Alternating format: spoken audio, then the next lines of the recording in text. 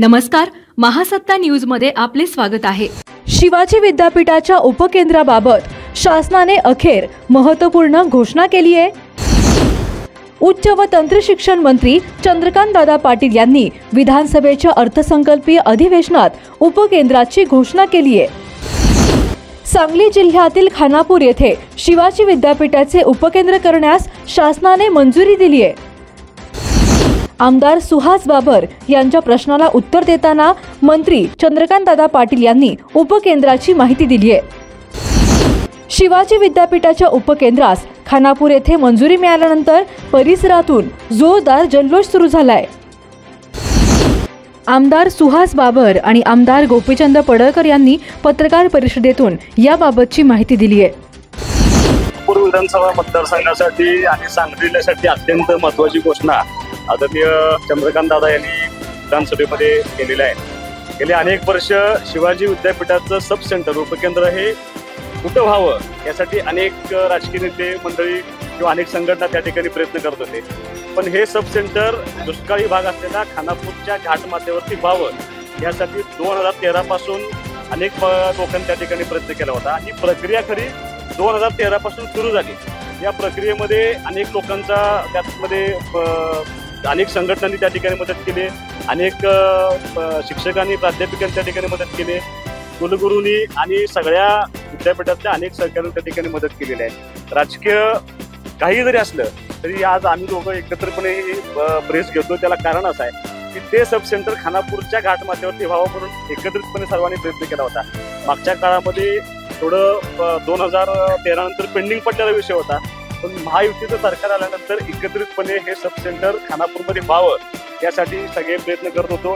त्यासाठी लागणाऱ्या सगळ्या टेक्निकल बाबी ज्या होत्या त्या जागेची उपलब्धता असेल, ती सगळ्या प्रक्रिया पूर्ण करून सेनेटचा ठराव असेल, त्या सगळ्या गोष्टी आज पूर्णत्वास जाऊन त्या लोकांच्या भावना अत्यंत तीव्र आहेत। कारण पाणी जरी आता त्या भागामध्ये गेलं असतं तरी जर खरा विकास व्हायचा असेल तर असं काहीतरी युनिट तिथं व्हावं आणि आमच्या भागातल्या ग्रामीण भागातल्या लोकांना तिथं शैक्षणिक फायदा व्हावा या हेतूने सब सेंटर व्हावा अशी आमची मागणी होती।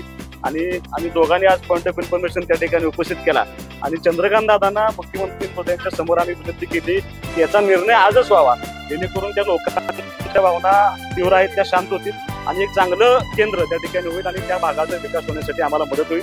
आणि आम्हाला दोघांना सांगायला आनंद आहे की चंद्रकांत दादांनी ती आमची मागणी मान्य केली। शिवाजी विद्यापीठाचं सब सेंटर हे खानापूरमध्ये होण्यासाठी दादांनी मान्यता दिली।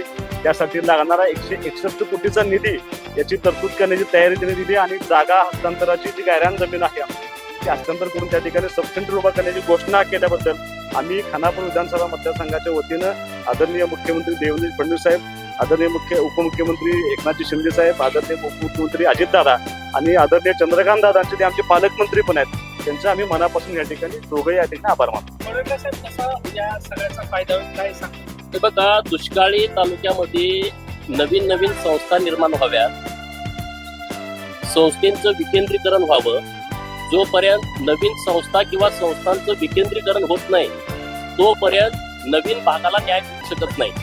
आणि म्हणून महाराष्ट्रामध्ये विद्यापीठांची उपकेंद्र की ज्या परिसरामध्ये विद्यार्थ्यांना सोयीची होतील तिथं करण्याची मान्यता देण्याचं सरकारचं धोरण आहे। आणि म्हणून शिवाजी विद्यापीठ कोल्हापूर या विद्यापीठाचं उपकेंद्र हे खानापूर मध्ये घाटमाथ्यावरती व्हावं की जे सगळ्या सर्वांसाठी मध्यवर्ती ठिकाण आहे। जर कवटेमंका, तासगाव, आटपाडी, इकडं कडेगाव असेल, पोलूस असेल, सातारा जिल्ह्यातला मान असेल, खटाव असेल, फलटण असेल, कोरेगाव या तालुक्यांना मध्यवर्ती असणारं हे ठिकाण आहे। नॅशनल हायवेला लागून ही जागा आहे। जो गुहागर बिजापूर नॅशनल हायवे आहे या हायवेला लागून लगतची जागा आहे आणि त्यामुळे सातत्यानं आमचा प्रयत्न सुरू होता वेगवेगळ्या पक्षाच्या नेतृत्वांचा, संघटनांचा की इथं कसल्याही परिस्थितीत उपकेंद्र झालं पाहिजे। सांगलीच्याही लोकांची काही मागणी होती की हे उपकेंद्र सांगलीमध्ये व्हावं, नंतर अन्य तालुक्याच्या लोकांची मागणी आली, परंतु आम्ही माननीय चंद्रकांत दादांच्याकडे ही विनंती केली की सांगली आणि कोल्हापूर हे लगत आहे, 50 किलोमीटरच फक्त अंतर आहे, तिथं होणं हे नैसर्गिक न्यायाच्या विरोधात जाईल। आणि त्यामुळे सांगलीच्या लोकांना पण आम्ही विनंती केली की हा खानापूर सांगलीचाच भाग आहे आणि त्यामुळं तिथं सब सेंटर होणं हे विद्यार्थ्यांच्या फायद्याचं आहे।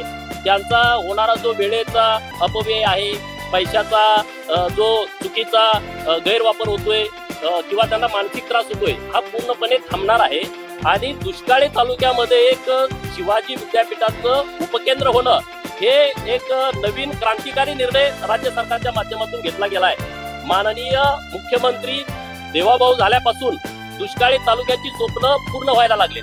जशी जशी स्वप्न पूर्ण व्हायला लागली तशी तशी लोकांची स्वप्न पण वाढायला लागली की बाबांनो एखादा नेता जर दुष्काळी तालुक्यांच्याकडे सकारात्मक बघत असेल तर लोकांच्या मागण्या वाढतात। नाहीतर अगोदर लोकांची मनच मेली होती की आपण पुढाऱ्यांच्या मागणी करतो ते आपल्याकडे लक्ष देत नाहीत, दुर्लक्ष करतात। आज आमच्या पूर्ण तालुक्यामध्ये दुष्काळी पट्ट्यामध्ये काही मोजकी गावं राहिली असतील की जिथं कृष्णेचं पाणी पोचलं नाही, नाहीतर बाकी सगळ्या ठिकाणी देवाभाऊच्या नेतृत्वामध्ये 14 ते 19 नंतर मुख्यमंत्री एकनाथ शिंदे साहेबांच्या नेतृत्वापासून आता परत देवाभाऊ मुख्यमंत्री झाले, सगळ्या ठिकाणी पाणी गेलं। त्यामुळे नवीन नवीन मागण्या लोकांच्याकडून वाढतायत।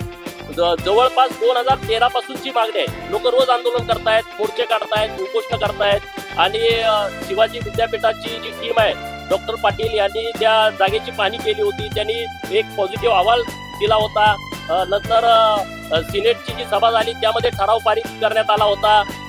मागचे आमदार असतील, बाकीचे सगळे टीम असेल यांनी सातत्यानं मागणी केली होती, परंतु त्याला यश येत नव्हतं आणि म्हणून माननीय चंद्रकांत दादांच्याकडे पॉइंट ऑफ इन्फॉर्मेशनच्या माध्यमातून खानापूरचे आमदार माननीय सुहास बाबरसाहेब आणि मी आम्ही दोघांनी हा मुद्दा लावून धरला आणि त्यांना विनंती केली की तुम्ही आज घोषणा करा। आणि म्हणून माननीय मुख्यमंत्री देवेंद्र फडणवीस साहेबांचं, माननीय एकनाथ शिंदे साहेब आणि माननीय चंद्रकांत दादा पाटील जे या खात्याचे मंत्री आहेत त्यांचं मी मनापासून खानापूर तालुक्यातल्या जनतेच्या वतीनं आणि आजूबाजूच्या परिसरातल्या तालुक्यांच्या वतीनं विशेष अभिनंदन करतो की त्याने एक चांगला आणि क्रांतिकारी निर्णय घेतला की खानापूरला सब सेंटर दिलं। त्याच्यासाठी लागणारा 141 कोटी रुपयाचा निधी आणि गायराची जमीन पूर्ण हस्तांतरित करण्याच्या बाबतला निर्णय घेतलेला आहे आणि लगेच आता जून मध्ये हे सेंटर चालू करण्याच्या दृष्टिकोनातून त्यांनी भूमिका घेतलेली आहे। पहिल्यांदा तिथं काय एखाद्या हायस्कूलच्या किंवा कॉलेजच्या वर्ग खोल्या घेऊन तिथं हे सेंटर सुरू होईल आणि लगेच कामकाज सुरू होईल। दुष्काळी तालुक्यासाठी खूप चांगला क्रांतिकारी विषय आहे। नाहीतर आम्ही एखादा तालुका मागतो 10-20 वर्ष त्याचा तालुका विभाजन होत नाही, परंतु एक उपसेंटर आमच्यासारखे नवीन आमदार सरकारकडे मागणी करतात आणि सरकार तात्काळ त्याच्यावरती निर्णय घेत आहे, हे आमच्यासाठी अभिमानास्पद गोष्ट आहे।